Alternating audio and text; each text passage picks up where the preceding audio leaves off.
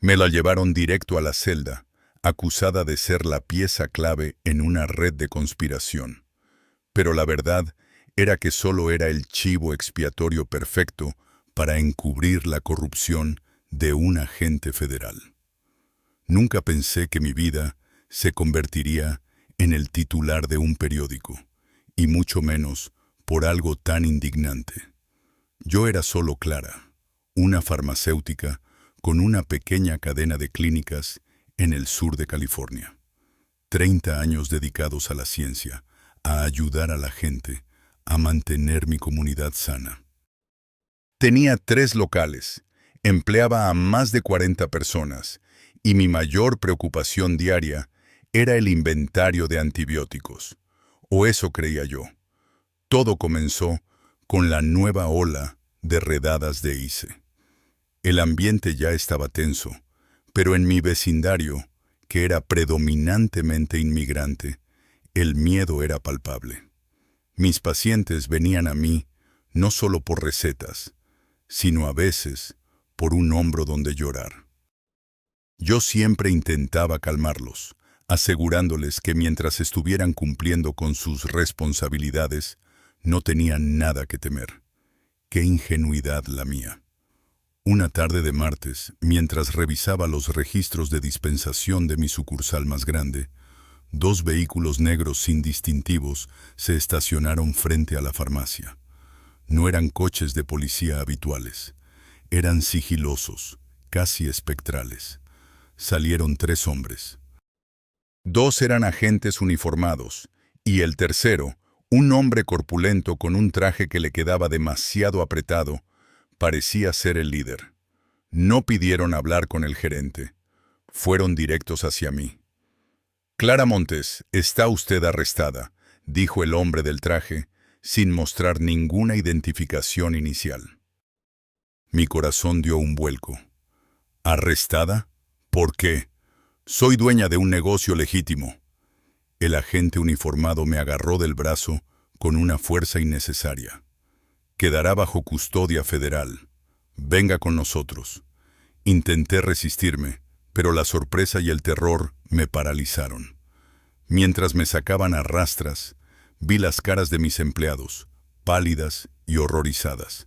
La gente que esperaba en la fila de la ventanilla se quedó muda. La escena fue un circo de humillación pública. Me subieron a uno de los vehículos. No me leyeron mis derechos de inmediato, ni siquiera me dijeron el cargo. Solo me encerraron en esa jaula de metal y empezamos a movernos a toda velocidad. Fue entonces cuando el hombre del traje, que se presentó como agente Davis de una división especial de la Agencia Federal, decidió hablar. «Señora Montes, sabemos todo sobre usted. Su red de distribución es más grande de lo que cree». «¿Red de distribución? Dispongo medicamentos recetados bajo ley. Tengo licencias». Davis soltó una risa seca. «Sí, pero no solo es eso lo que nos interesa. Hemos estado siguiendo los movimientos de algunos de sus clientes habituales. Gente que ha estado moviendo paquetes ilícitos por el condado. Y resulta que usted, con su posición de confianza, ha estado facilitando acceso y cobertura». La acusación era absurda. Yo manejaba recetas, no contrabando. Pero el agente Davis sacó unas carpetas gruesas. No eran registros médicos. Eran fotos borrosas de transacciones en callejones oscuros. Y lo peor de todo, documentos que, a primera vista, parecían registros de envíos y pagos. «El cargo es grave, señora Montes. Si esto sale a la luz, no verá el sol en décadas. Estamos hablando de facilitar operaciones de una red que, según nuestros informes, estaba muy bien organizada para evadir controles y crear una pantalla de legitimidad. Esto se considera un intento de socavar la seguridad pública, y es una acusación muy seria, comparable a un delito de alta traición contra la salud comunitaria». Me llevaron a una instalación de detención que no parecía una comisaría normal. Era fría, estéril, y olía a desinfectante barato. Pasé horas en una celda diminuta sin saber qué hacer. Mi abogado, al que logré contactar gracias a un milagro telefónico, me dijo que la situación era crítica, que el oficial Davis había construido un caso muy sólido basándose en perfiles y asociaciones dudosas. Ellos estaban jugando la carta del perfilamiento racial y la sospecha de colaboración con redes criminales internacionales. Después de 3 días horribles, finalmente me trajeron frente a un juez de inmigración, no un juez penal. Ahí fue cuando entendí el verdadero juego. No querían procesarme por fraude farmacéutico. Querían expulsarme. Querían usar la amenaza de un largo encarcelamiento y una acusación por socavar la seguridad, para forzarme a firmar una deportación voluntaria y evitar un juicio público que les causaría problemas políticos. Mi abogado intentó luchar, apelando a mi historial intachable, pero la fiscalía era implacable. Presentaron testimonios anónimos y documentos que parecían conectar mis clínicas con puntos de distribución de paquetes que contenían sustancias prohibidas. No tenían evidencia directa de que yo tocara esos paquetes, pero sí de que mis empleados, personas que yo había contratado y a las que había dado confianza, estaban involucrados en la periferia de la red. Y bajo la ley federal, la responsabilidad recaía en el dueño. Estaba al borde de un colapso total. Mi reputación, mi carrera, todo se desmoronaba. Entonces, mi abogado vino con una noticia diferente, envuelta en un tono de incredulidad casi histérico. Clara, tienes que escucharme. Hemos encontrado una grieta, una gigantesca.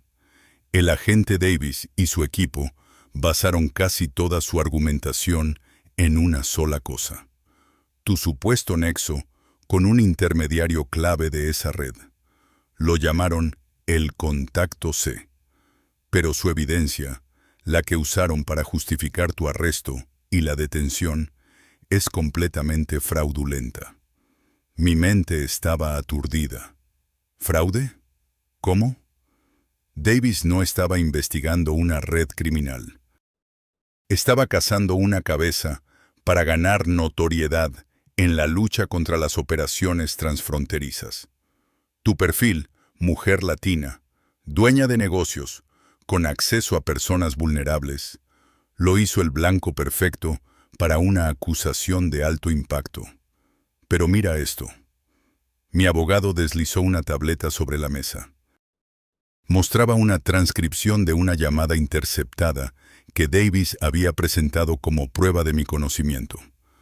La persona que habla en esa grabación, la que supuestamente está coordinando contigo, no eres tú. Descubrimos que el intermediario clave, el contacto C, es en realidad un sobrino lejano de Davis. Y lo que es peor, el abogado se inclinó, sus ojos muy abiertos. Resulta que Davis fabricó la conexión contigo para encubrir a su propio familiar. Y además, para asegurar una confesión o deportación rápida que le diera un caso cerrado antes de la revisión interna de su departamento. Me sentí mareada por la adrenalina. La verdad era mucho más retorcida que la simple criminalidad. Era un abuso de poder monumental. Pero si tienen ese familiar, ¿por qué no me dejaron ir?, pregunté, sintiendo un atisbo de esperanza enfermiza. Porque si te liberan ahora, significa que la Servicio Interna de Seguridad de la agencia tendría que investigar a Davis. Y si el escándalo estalla, no solo él perdería su trabajo, sino que toda la operación se caería, exponiendo el abuso de poder.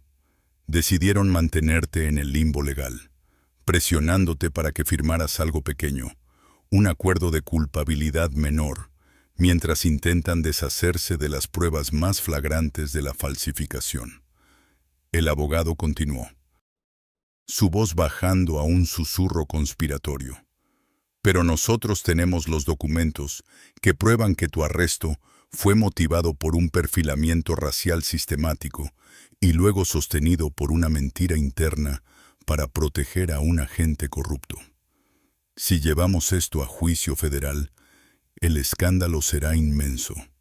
La acusación original, el intento de socavar la seguridad, se desmoronará. Y al hacerlo, no solo ganaremos tu libertad, sino que podemos demandar por daños y perjuicios por detención injusta basada en discriminación. Yo solo podía asentir, sintiendo cómo la rabia reemplazaba al miedo. Estaba dispuesta a luchar hasta el final. El juicio se fijó un mes después. Las noticias explotaron. Farmacéutica arrestada injustamente en redada federal, perfilamiento racial o caza de brujas. La presión pública se centró en la agencia, exigiendo transparencia. Los días antes del juicio, el ambiente era eléctrico. Yo estaba preparada para la batalla, confiando en la evidencia de mi abogado. Pero el día antes de la audiencia preliminar, donde se decidiría la admisibilidad de las pruebas falsas, mi abogado me llamó, y su voz no era de triunfo, era de pánico absoluto. Clara, tenemos un problema grave.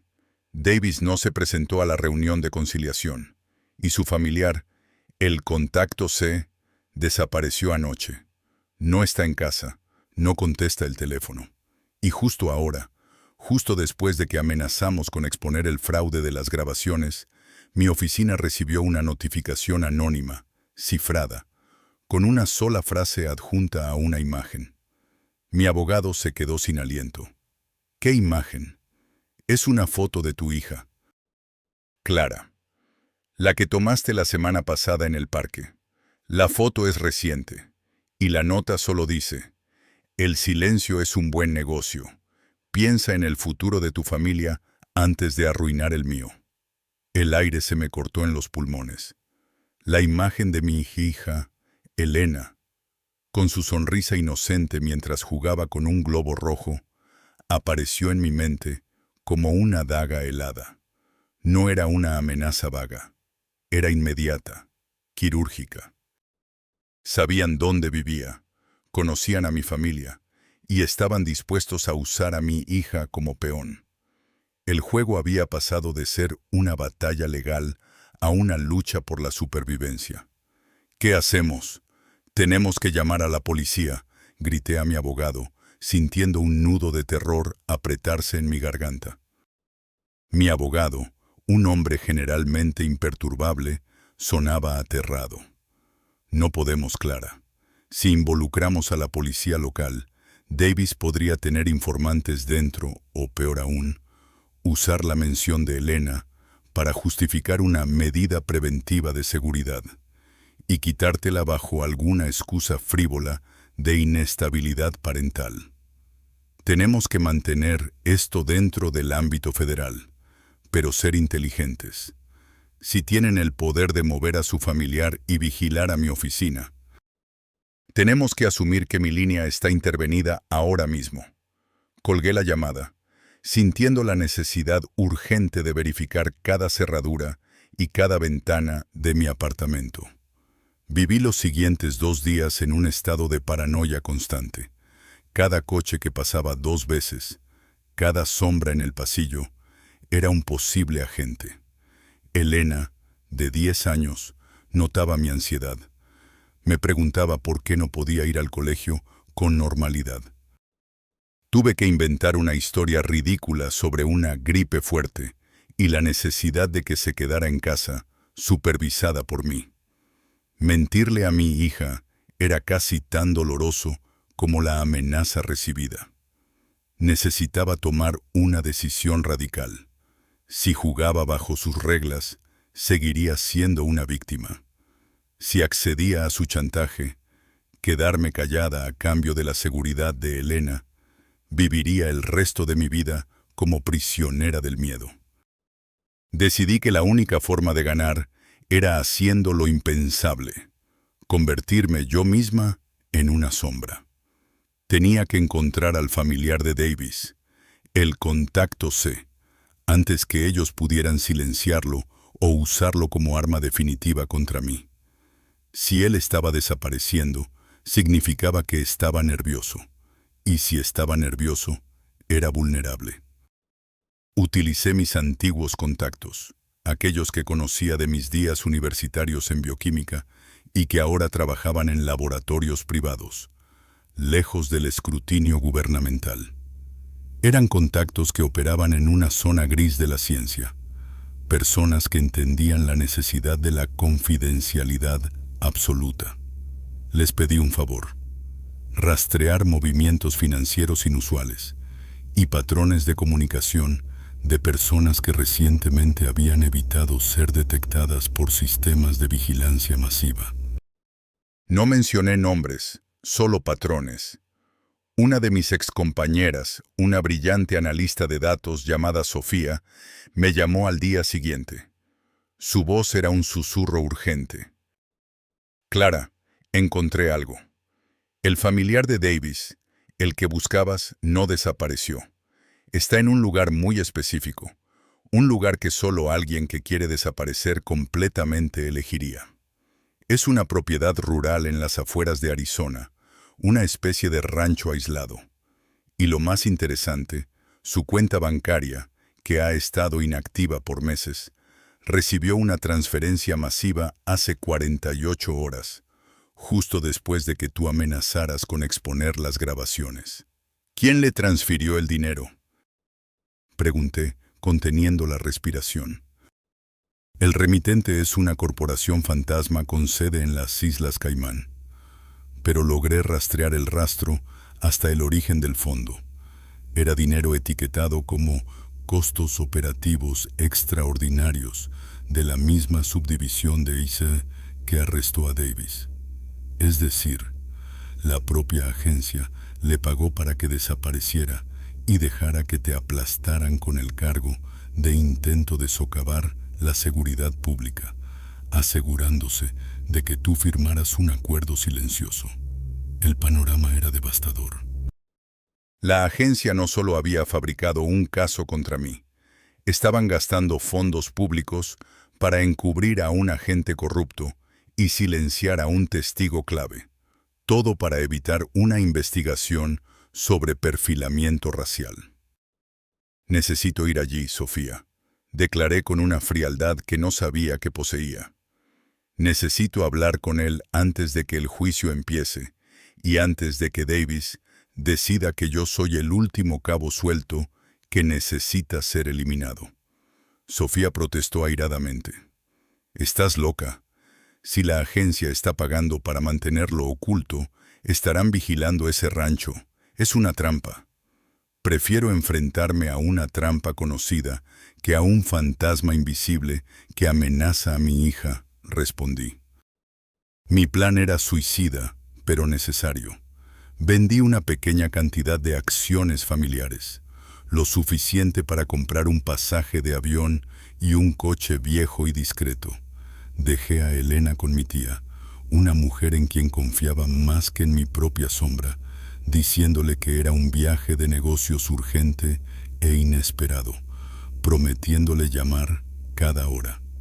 Llegué a Arizona al caer la noche. El rancho era exactamente como lo describió Sofía. Una estructura solitaria rodeada de nada más que cactus y silencio. No había cámaras visibles, pero sabía que estarían allí, ocultas, esperando. Conducía lentamente, sin encender las luces, sintiendo el peso de todas mis decisiones. Dejé el coche a 1,5 kilómetros y me acerqué a pie, moviéndome con la cautela que había aprendido observando películas de espías. Algo irónico para una farmacéutica. Me acerqué a una ventana lateral oscura. Pude ver una silueta sentada a una mesa, iluminada por una lámpara de aceite. No era Davis. Era el familiar, el contacto C. Estaba hablando por un teléfono satelital, su rostro tenso y lleno de miedo. Me concentré, pegando la oreja al vidrio frío. Escuché fragmentos de su conversación. No puedo hacerlo más. Esto no era el trato. Ella me iba a cubrir, no a silenciarme a mí también. Y luego, justo antes de que pudiera escuchar más, la puerta principal del rancho se abrió de golpe, no con la rudeza de un allanamiento, sino con una calma profesional aterradora. Escuché una voz grave, que no era la de Davis, pero que irradiaba autoridad absoluta. Señor, el acuerdo ha cambiado. La señora Montes no está dispuesta a cooperar, y ahora, usted es el único riesgo restante para la integridad de la operación. El contacto C intentó levantarse, pero fue demasiado lento. Escuché el sonido inconfundible de un golpe seco, seguido de un jadeo ahogado. La lámpara de aceite se tambaleó y se apagó, sumiendo el rancho en la oscuridad total. Me quedé paralizada junto a la pared, con el corazón latiéndome furiosamente. ¿Había llegado demasiado tarde para salvarlo? ¿Y ahora qué harían conmigo? Un segundo después, sentí el frío toque metálico de un arma presionando justo detrás de mi nuca. Una voz áspera, que no era ni la de Davis ni la del hombre que acababa de hablar, susurró directamente en mi oído. Bienvenida, Clara. El show acaba de empezar. El mundo se detuvo en ese instante helado. El metal frío contra mi piel era la confirmación final. Estaba atrapada. La persona detrás de mí no era un matón cualquiera. Su voz era controlada, metódica, y exudaba una frialdad que superaba a la de la agente Davis. Este era el nivel superior, el que movía los hilos desde las sombras del sistema. ¿Quién eres? Logré articular, mi voz apenas un graznido. Alguien que limpia los errores de los hombres ambiciosos como Davis. Él quiso escalar rápido, te usó como herramienta y se le fue de las manos al involucrar a tu familia. Un riesgo innecesario, respondió la voz, sin disminuir la presión del arma. Pero no te preocupes, nosotros valoramos la eficiencia. Tú tienes información valiosa, y ahora, la prueba de que Davis actuó unilateralmente para salvar el pellejo de su pariente. En ese momento mi mente, entrenada para el análisis rápido en situaciones críticas de emergencia farmacéutica, se encendió. No podía luchar físicamente, pero podía usar lo que había aprendido. La clave no era huir, era exponer la verdad de manera tan ruidosa que ni siquiera ellos pudieran contenerla. El dinero, dije, hablando despacio, midiendo cada palabra. La transferencia a el contacto C vino de fondos designados para costos operativos extraordinarios, de una subdivisión específica de ICE. Sofía tiene el rastro. Si me matan aquí, en medio del desierto, se asumirá que fue el familiar huyendo o un ajuste de cuentas de la red. Pero si yo fuera a desaparecer, y justo después, la evidencia que mi abogado tiene sobre la manipulación de la grabación del fiscal saliera a la luz, sería una pesadilla política para su organización. Hice una pausa dramática. Soy valiosa viva, como un seguro. Muerta, soy solo otro problema de relaciones públicas. La persona detrás de mí dudó. Pude sentir su tensión. Estaba calculando si el costo de mi eliminación superaba el beneficio de mi silencio. ¿Y qué propones, farmacéutica?, preguntó, un tono de burla mezclado con una nueva cautela. Una negociación justa, basada en la evidencia que ya fue entregada a mi equipo legal. Ustedes me garantizan un pase limpio, retiro total de todos los cargos y una declaración oficial que indique que mi arresto fue resultado de un error de inteligencia grave. A cambio, yo olvido todo lo que sé sobre el dinero de Caimán y el papel de su agencia en el encubrimiento. Y por supuesto, la prueba de que Davis es un corrupto y un abusador de poder se destruye, o mejor dicho, se vuelve irrelevante, porque no hay nadie vivo para corroborarla fuera de mi abogado. El silencio en la oscuridad se extendió. Podía escuchar la respiración pesada del hombre que me apuntaba. Estaban sopesando la caída de un agente de bajo nivel, Davis, contra la exposición de una operación de encubrimiento masiva que apuntaba a la cima. Mi vida y la de mi hija eran la moneda de cambio. Finalmente, la voz áspera cedió. Haremos un trato. Pero si alguien, absolutamente nadie, menciona el nombre de mi subordinado o las transacciones de Caimán, garantizaremos la seguridad de tu hija y te entregaremos un pasaporte nuevo, con suficiente capital inicial para empezar de nuevo lejos de aquí. No quiero su dinero sucio. Replicé. Quiero que todos los cargos sean retirados antes de que yo ponga un pie en el aeropuerto mañana por la mañana. Y quiero una prueba verificable de que Davis está siendo investigado internamente. Trato hecho, dijo la voz, y el arma desapareció de mi nuca. Me empujó bruscamente hacia adelante. Ahora, vete, y no mires atrás. Me tambaleé hacia adelante, hacia el rancho oscuro. El contacto C yacía inmóvil, pero no me atrevía a acercarme. El hombre que me había amenazado me guió hasta la puerta trasera, un camino lateral que daba al desierto. El coche que dejaste abandonado será reportado como robado. Te hemos dejado un vehículo discreto a 2 kilómetros al este.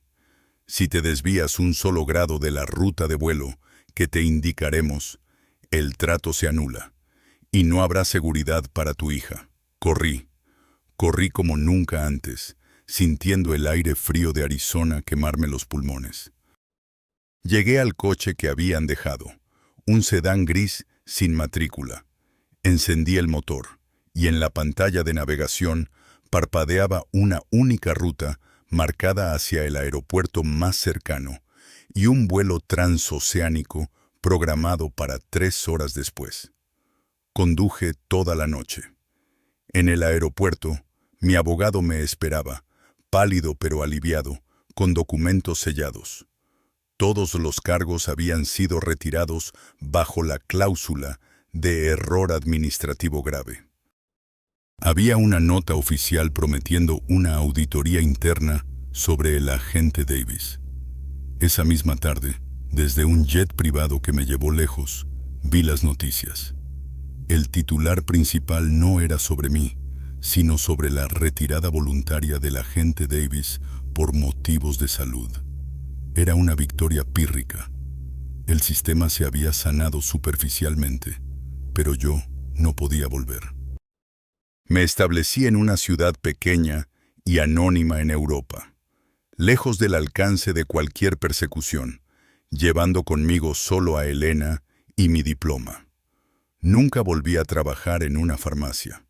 Ahora soy consultora de ética médica para organizaciones internacionales. Cada día miro a Elena, que finalmente sonríe sin miedo, y sé que pagar el precio de empezar de nuevo valió la pena. El precio fue mi vida pasada, pero gané mi futuro. Y de vez en cuando leo un titular sobre un escándalo de corrupción federal en mi país de origen, sé que el silencio que compré fue solo temporal. La semilla de la verdad que planté sigue esperando la lluvia.